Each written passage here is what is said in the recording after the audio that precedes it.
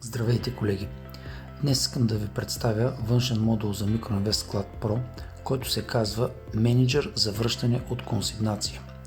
За целта ще използвам база данни на MicroInvest, която се използва доработка за амбалаж, която от своя страна използва много сериозно консигнации и връщане от консигнация.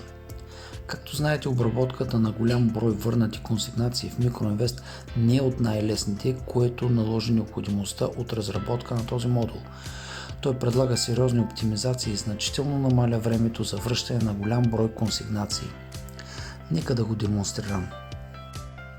След стартиране на приложението, избираме потребител за вход и автоматично се зареждат последните данни, които са били налични в системата. Може да изберем нов клиент, за който трябва да направим връщане на консигнация. Търсим.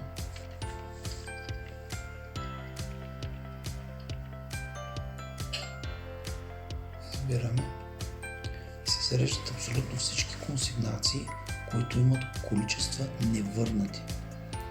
С двоен клик избираме върху полето, което искаме да върнем, и в него се зареждат максималния брой количество, което е позволено.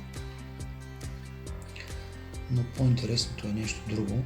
Тук можем да въведем по-голямо количество, което ще ни покаже грешна стойност, ако тя е невалидна, ако е твърде голямо, но ако е валидна стойността, ще ни предложи разпределение между всички останали консигнации по FIFO, т.е.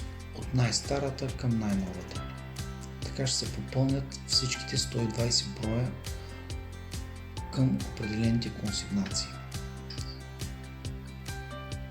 Ще направим и още един за още една стока на връщане.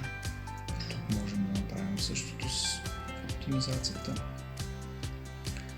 и записваме. Сега вижте за колко бързо време ще върнем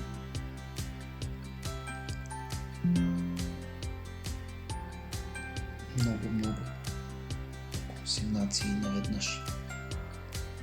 Нека да видим какво е станало в Cloud Pro.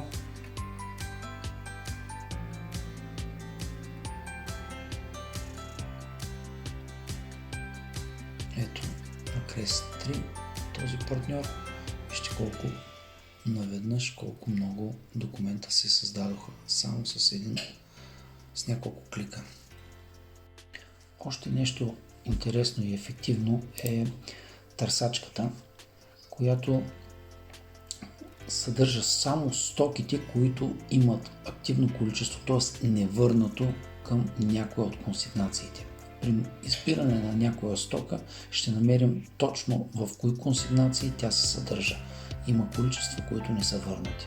И директно оттам можем да заредим клиента автоматично в екрана за връщане на консигнация.